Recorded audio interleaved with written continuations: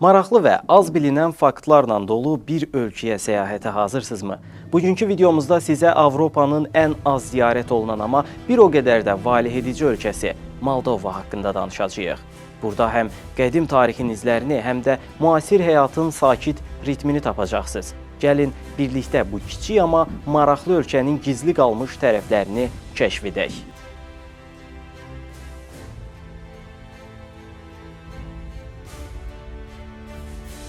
Sovet İttifaqının dağılması ilə müstəqillik qazanan bu ölkə Şərqi Avropa bölgəsində yerləşir. Tarix boyu bir çox işğala məruz qalan Moldova, Avropanın ən qədim binalarının yerləşdiyi, lakin olduqca kasıb olan bir məkandır. Ölkənin iqtisadiyyatı demək olar ki, çox pis vəziyyətdədir və bu səbəbdən xalqı ümidsiz və bədbin ruhludur. Moldovalıların bir hissəsi özünü Rumun kimi tanıtdığı halda, digər bir qism isə Rumuniyanı sevmir. Hətta bəzi Moldovalılar özlərini Rus kimi də təqdim edə bilirlər. Dini baxımdan isə əhalinin əksəriyyəti xristianlığın pravoslav qoluna mənsubdur. Ölkədə əsasən Rus və Rumun dillərində danışılır. Paytaxtı Kişinev olan Moldovanın əhalisi təxminən 3 milyon nəfərdir. Yay aylarından başqa ölkə əsasən soyuq və qarlıdır. Bu səbəbdən Moldovaya səfər etməyi planlaşdırırsınızsa, qarla örtülü mənzərə ilə qarşılaşma ehtimalınız yüksəkdir. Avropanın ən kasıb ölkələrindən biri olan Moldova, Sovet İttifaqının dağılmasından sonra kənd təsərrüfatına əsaslanan bir iqtisadiyyata keçid edib. Burada qarğıdalı və buğda kimi müxtəlif kənd təsərrüfatı məhsulları geniş şəkildə istehsal olunur. Lakin kənd təsərrüfatı və turizm ölkənin inkişafı üçün kifayət etməyib.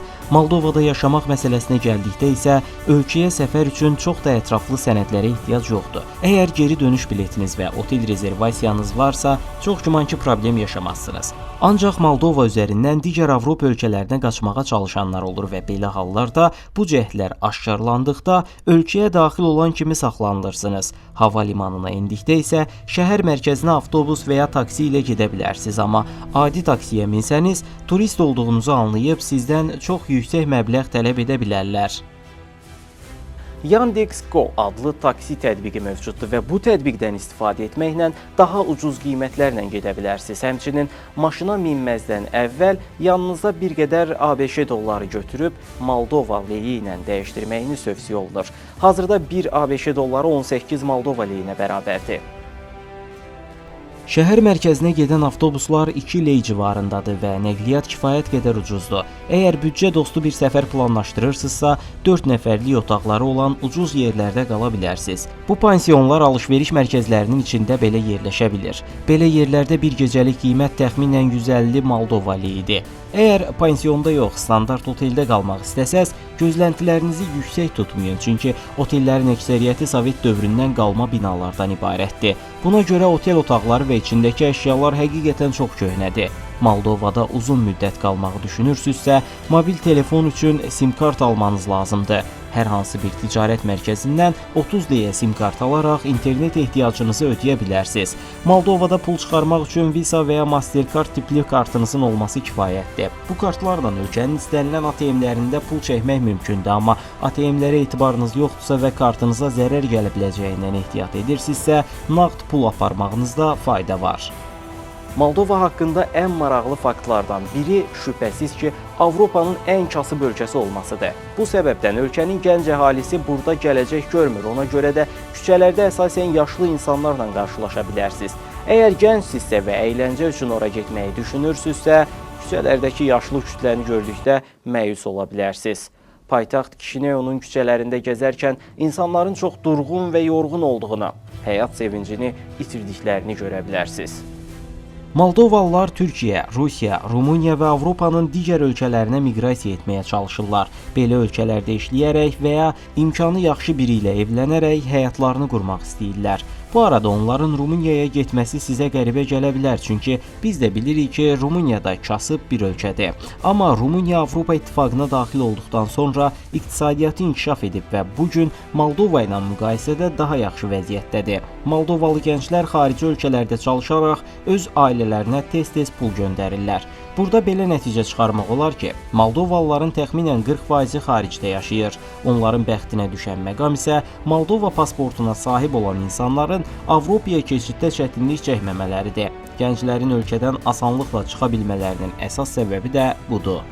Ölkədə vəziyyət tam mənası ilə aclıq səviyyəsindədir və bəzi həyat şərtləri həqiqətən acınacaqlı hal alıb. Çünki ölkədə demək olar ki, istehsal yoxdur.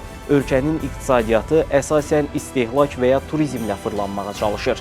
Sovet İttifaqı dağıldıqdan sonra ölkə bir cür özünü toparlaya bilməyib və iqtisadi böhranlar gün keçdikcə daha da artır.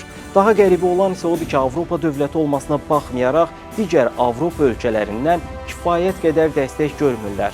Halbuki bilirik ki, Avropa ölkələri bir-biri ilə sıx əlaqədədir. Görünür Moldovanın cazibədar tərəfi kifayət qədər güclü deyil. Ona görə də kənarda qalmış bir ölkə kimi görünür. Turist baxımından da Avropada ən az ziyarət edilən ölkə Moldovadır. Dünyadakı insanlar Moldova ilə demək olar ki, maraqlanmır və ora səfər etməyə ehtiyac duymurlar. Şişirtdiyimi düşünə bilərsiniz, amma ölkədə həyat sanki dayanıb desək yanılmarıq.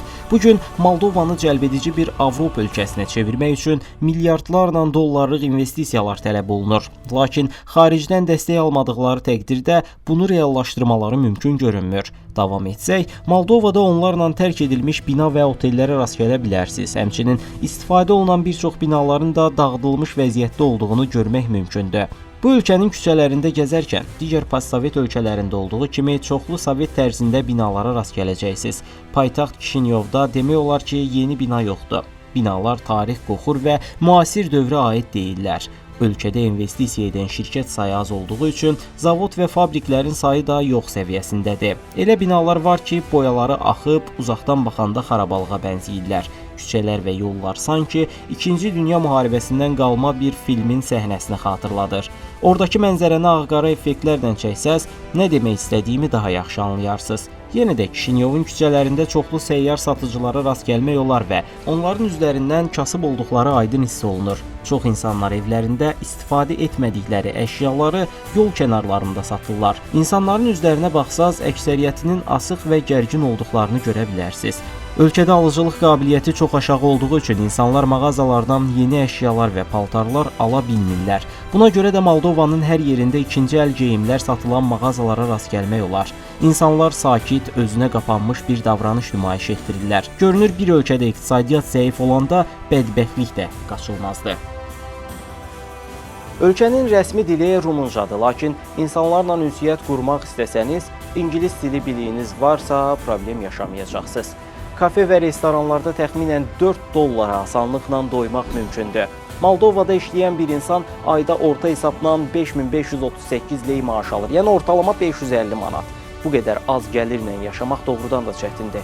Onsuz da oradakı yerli əhaliyə bunu soruşsanız, dolanışığın nə qədər çətin olduğunu özləri də söyləyəcəklər. Tikinti kimi ağır işlərdə çalışanlar belə gündə ancaq 9 dollar qazanırlar.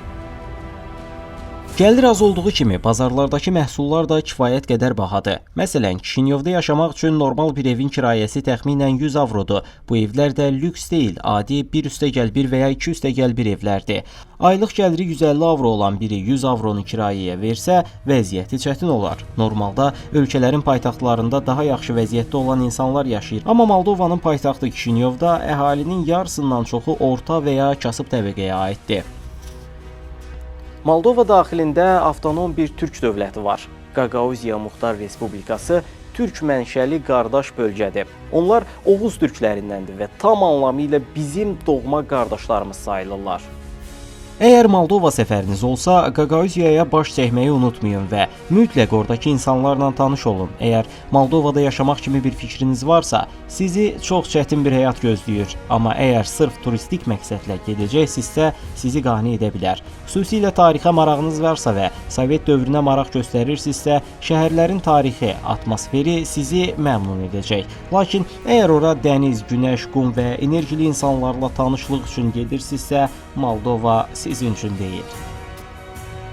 Belə, video haqqında fikirlərinizi və məndən hansı ölkələrdən danışmağımı istədiyinizi şərh bölməsində paylaşmağı unutmayın. Dünyanı birlikdə kəşf edəcəyik. Bu səbəbdən yeni videolarımı qaçırmamaq üçün kanalıma abunə olun. Növbəti videoda görüşənədək sağ olun.